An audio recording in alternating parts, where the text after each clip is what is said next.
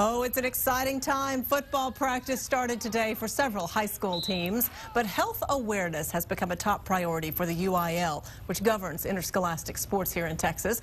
Brian Sanders has more on the new rules to protect players from overheating on the field. This is the first year for the UIL's new acclimatization period for high school football, meaning no two-a-day practices for the first 4 days, allowing teams like LBJ time to adjust to working out in the summer heat. Last year, Central Texas set a record with 90 days of 100-degree temperatures.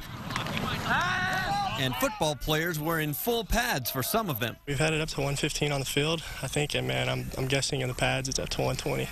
You know, it's brutal. We had like these huge canopies back there. We had half our team under there because we just couldn't do it anymore. Go! Now teams practice early in the morning to beat the heat, and health procedures have become just as important as a helmet and pads. You got to make these kids tough, but you got to be smart too. According to the National Federation of State High Schools, exertional heat stroke is the leading cause of preventable death in high school athletics and leads to thousands of hospitalizations each year.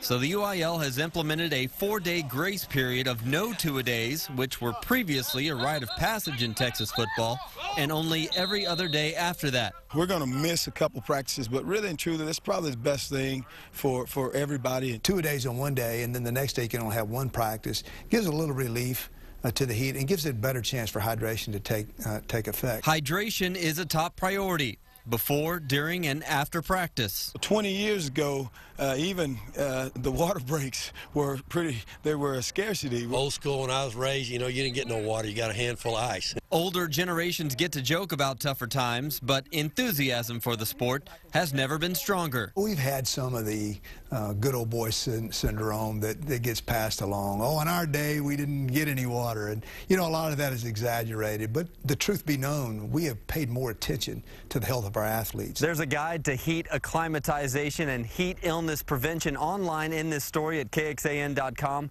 Volleyball, cross country, and team tennis workouts also started today. In East Austin, Brian Sanders, KXAN News.